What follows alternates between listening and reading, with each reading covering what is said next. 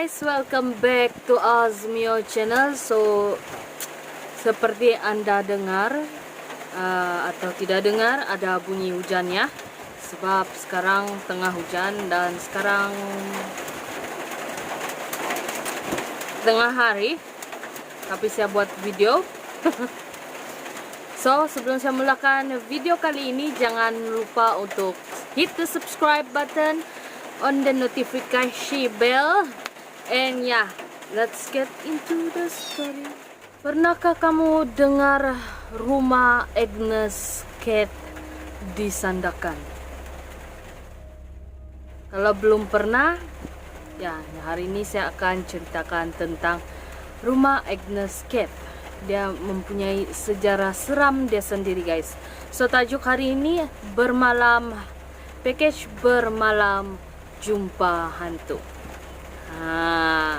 So dari tajuk dia saja kamu boleh tahu sudah apa tempat ini.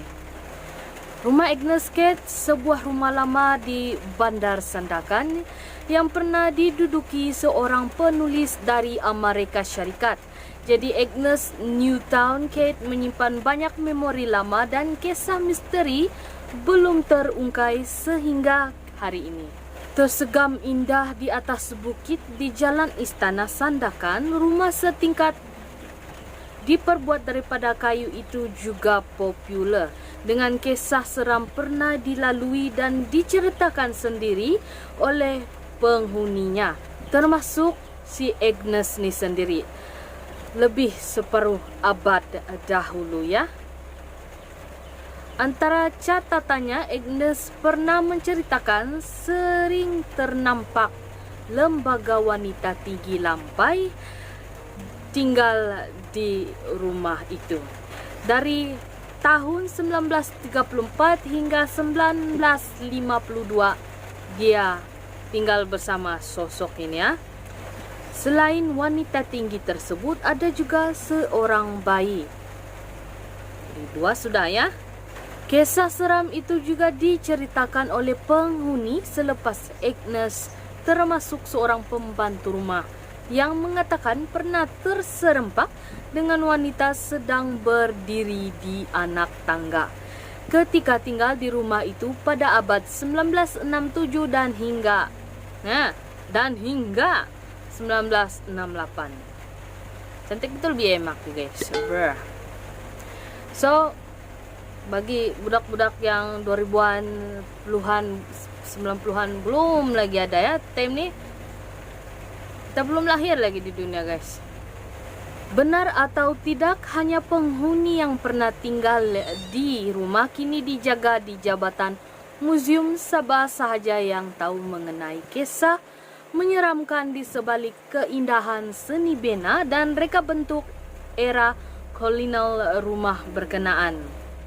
Malah ada yang mengatakan ya guys, kisah misteri dan seram itu masih berlaku hingga kini, menjadi antara tarikan pengunjung. Jadi yang peminat horor ya, penonton Azmio channel boleh pergi ke sana untuk bermalam di sana atau tengok sendiri. Mana tahu kamu kena kacauan, boleh hantar cerita di email yang ini. Dah betul. Untuk melawat rumah Agnes Cat sejak dibuka pada 2004, menyadari potensi itu, Jabatan Museum Sabah merancang mewujudkan package pelancongan seram atau dark tourism khusus untuk peminat khas misteri dan cerita seram ya guys. Tawaran itu dijangka dibuka selepas aktiviti pelancongan dibenarkan semula apabila pandemik COVID-19 semakin pulih. Terbuka kepada siapa yang berani dan teringin merasai pengalaman seram. Bagi yang tidak percaya itu boleh pergi ke sana. Mana tahu ya, ketika mengumumkan perkara itu baru-baru ini, Menteri Pelancongan Kebudayaan dan Alam Sekitar Sabah, Datuk Jeffrey Arifin berkata Jabatan Museum Sabah akan membangunkan program e-seram dengan membenarkan pengunjung bermalam di rumah Agnes Cat. Kau bayangkan lah kan, kau mandi tiba-tiba mati lampu. Masuk kau dapat lari ke dengan keadaan tuh. Jadi saya cadangkan yang tidur di sana itu, mandilah pakai sarung. Walaupun kau di kamar mandi kan, takut pula mati karan kan kena kacau time itu. Taklah teruk sangat kau berlari keluar. Ia akan memberi peluang kepada pengunjung bermalam di rumah terbabit bagi merasai sendiri kehidupan Agnes Newtown Kate bersama suaminya Harry Kate dengan anak mereka. George pernah tinggal di rumah itu ketika ini. Program itu ditangguhkan berikutan pandemik sejak tahun lalu katanya. Sekarang ada oke sudah, jadi kamu boleh try ya guys. Cantik ruang dah guys. Cantik ruang dah. Selain rumah Agnes Kate, banyak lagi lokasi di Sabah menyimpan sejarah peperangan, kemusnahan atau tragedi yang boleh dijadikan sebagai tarikan pelancong. Good job. Ya, Menteri Pelancongan, bagian pelancongan, kita harus ambil itu peluang. Jeffrey berkata Isram adalah satu cadangan untuk menambah nilai setiap destinasi pelancongan di Sabah menerusi kaedah penceritaan atau storytelling. Nanti guys, ada masa kan, kalau aku berkembang ya dalam YouTube, saya akan pergi ke sana. Tapi tak seorang lah. Kalau saya seorang mungkin citau, puyau. Tak aman aku hidupnya.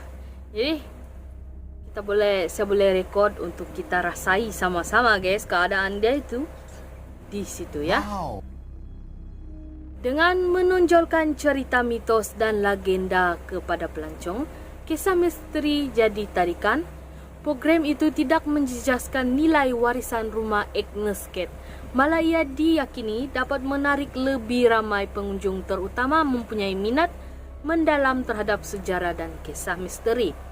Katanya dark tourism sebenarnya sudah lama wujud di Sabah seperti pembukaan tugu peringatan Perang Kundasang di Ranau pada 1962 ya guys. Menceritakan kisah sedih Death March, tentara Australia dan British yang dijadikan tahanan perang Jepun di Sendakan.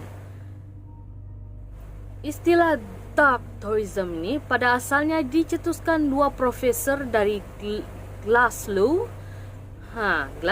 Caledonia University, susah kali, Malcolm Foley dan John Lennon pada 1996. Ia membawa maksud pelancongan bertaraskan kegelapan. Wow, amazing. Kita menambah ilmu ya di sini. Destinasi dikunjungi menyimpan sejarah seperti peperangan, kemusnahan atau tragedi pada satu masa dahulu. Kamu kalau ada tempat kamu yang ada tragedi begini, kamu binalah tourism. Mana tahu? Kita mempunyai banyak tempat pelancongan yang menarik. Pulau yang cantik, gunung yang indah, namun di sebalik keindahan ini ada satu jenis pelancongan tidak kurang menarik atau melewat kawasan mencatat sejarah, tragedi kejam ataupun mengerikan, dan ia dikenali sebagai dark tourism. Katanya, berdasarkan catatan Jabatan Museum Sabah, rumah itu sudah ada apabila Agnes mengikuti suaminya bertugas sebagai pegawai konversi hutan di Sandakan pada tahun 1934. Dan mereka adalah penghuni kedua rumah berkenaan sehingga tercetus Perang Dunia Kedua pada 1942 ya guys. Rumah berkenaan dikatakan rosak ketika perang tetapi dibina semula pada tahun 1946 sebelum diduduki semula oleh si Agnes ni bersama suami dan anak dia. Sekembalinya dari Amerika Syarikat ke Sandakan selepas perang tamat. Siok. Perang kau terbang yang kita punya aki-aki adalah guys. Agnes menamakan rumah yang dibina semula itu sebagai Newlands dan mereka tinggal di sana hingga 1952 sebelum digantikan pegawai konvensi hutan lain dengan dengan yang terakhir Tom Bayliss pada tahun 1968. Kekalkan reka bentuk, difahamkan rumah itu terus didiami pegawai lain sebelum ditinggalkan lagi kosong selepas 1992 dan dijadikan sarang aktiviti tidak sehat termasuk penagih AA. Sehinggalah diambil oleh Jabatan Muzium Sabah pada 2001. Syukurlah dorang ambil alih sebab daripada kan sarang-sarang benda yang tak guna-guna, bagus kita gunakan sebagai sesuatu yang berfaedah seperti Muzium Sabah dengan kerjasama Jabatan Muzium dan Antiquity.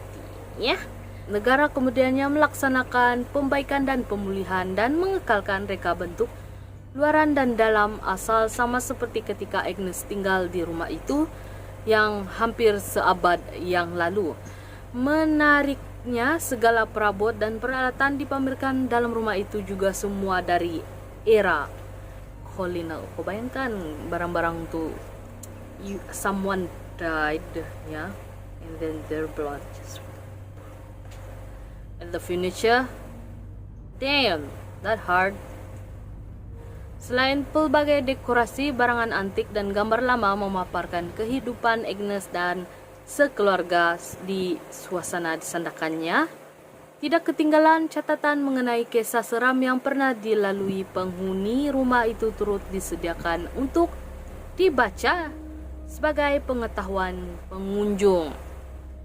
Rumah Agnes Kate sebagai penghargaan terhadap Agnes yang membantu memperkenalkan Sabah atau ketika itu dikenali sebagai Borneo Utara melalui buku bertajuk Land Below the Wind, menceritakan mengenai masyarakat tempatan dan alam semula jadi di Sabah pada 1939. See? Sabah, Land Below the Wind. Kenapa kita harus melancung lebih keluar? Please, torakai semua Sabah dari ujung ke ujung, guys. Ya, tempat-tempat yang menarik. Bagi peminat kisah seram atau aktiviti paranormal, peluang untuk merasai sendiri pengalaman bermalam di rumah ini terletak 1 km dari pusat Bandar Sandakan. Malah inisiatif Jabatan Muzium Sabah itu mungkin dapat merungkai misteri di sebalik kisah itu, sama ada benar-benar berlaku hingga ke hari ini atau hanyalah hayalan semata-mata. So, FYI, info catatan kisah seram rumah Agnes Kate. Saya tidak percaya hantu, tetapi setiap hari saya melihat seorang wanita tinggi lampai mengucapkan selamat tinggal kepada suaminya, mengambil bayinya dan turun ke jalan seorang diri, berdiri di hujung jalan dan menoleh ke belakang. Itu cerita Agnes Kate. Ini dia punya catatan. So, Rosemary, istri G.L. Carson, tinggal dari tahun 1955 hingga 1967, menceritakan kisah pintu bilik ditutup berapa kali. Disusuli bunyi orang berjalan pada satu subuh ketika tinggal berseorangan. Sebelum ternampak lembaga wanita berdiri di ujung katil sambil dia merenung ke arah dia. Seorang pembantu rumah yang bekerja ketika Tom Biles tinggal, Biles kah Beliles kah, aku tidak tahu sebutan ini, maklumlah, bukan orang putih. Tinggal pada 1967 hingga 1968, menceritakan pernah tersempak dengan wanita sedang berdiri di anak tangga, guys. So, that's it for the cerita, the info seputar misteri kita yang berada di Sandakan, ya guys. Nanti saya bongkar lagi cerita-cerita yang berada di Sabah, Sarawak, Semenanjung untuk kita lebih pelajari, ya guys. And kalau kamu suka video ini, please hit the like button, subscribe, and share pada teman-teman Anda. So that's it. See ya. Be careful.